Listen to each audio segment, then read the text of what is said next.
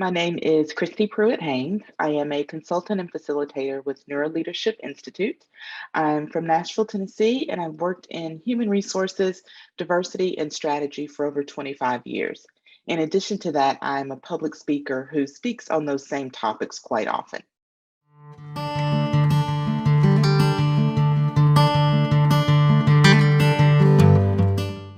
I think that companies have a real opportunity to utilize technology to diversify their workforce.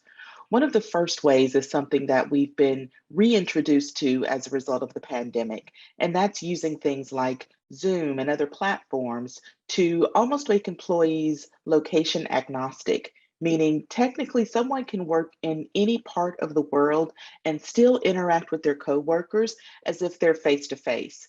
We've had all of these platforms previously, but over the last 2 years, we've really seen how they can transform the group of employees or potential employees that we can recruit from. In the past, organizations have often focused on just recruiting within a small location around their offices, but now we're able to work with people in any location, any time zone because of technology like this. I think one other way that it can really help is technology helps to even the playing field, if you will, for individuals with different disabilities. As an example, someone with a visual disability can either enlarge their text or have their computer speak things to them or read things to them from the screen. People with other types of disabilities, whether they be physical or cognitive, have that same ability to really use technology to give them the opportunity to do the same work that others are doing in a way that works well for them. Individuals with disabilities is one of the largest unemployed groups in many countries because of difficulty accessing information. But we find that with technology, we're able to remove that barrier, and companies can then work with people with all types of situations and bring them into the workforce and include them in all of those day to day interactions.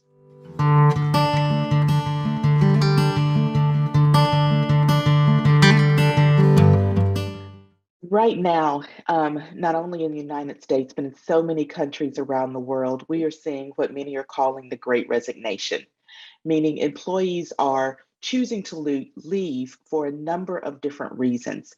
I think one of the biggest ways to mitigate that risk is to provide employees with flexibility.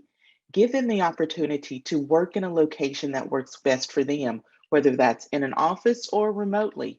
Also, allowing individuals to select their own business hours.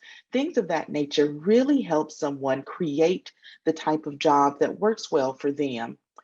It's interesting with this generation, we see so many people being familiar with what we call a gig economy, meaning they don't feel the need to work for one employer.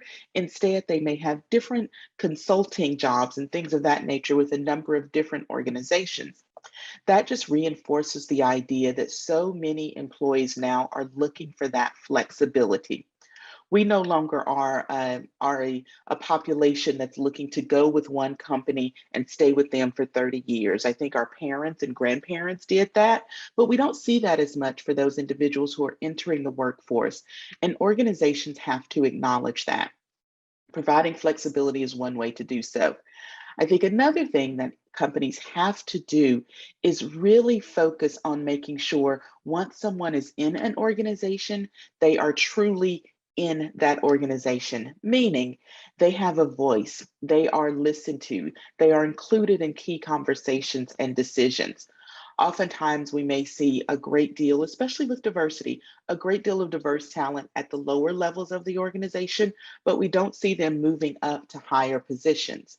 That can be because they don't have that same opportunity and access to senior leadership, mentor opportunities, training and development, and things of that nature. So, when organizations can truly tap into the talent that everyone brings, they then make them feel like they are a true part of that company, and that increases the likelihood of them staying and being with that organization for a number of years, as opposed to quickly leaving to find a company that better fits their culture and personality. I think the last thing I would really love for everyone to hear is a quote that I use quite often. And this really deals a great deal with diversity. The goal is not to think and act alike, but to think and act together.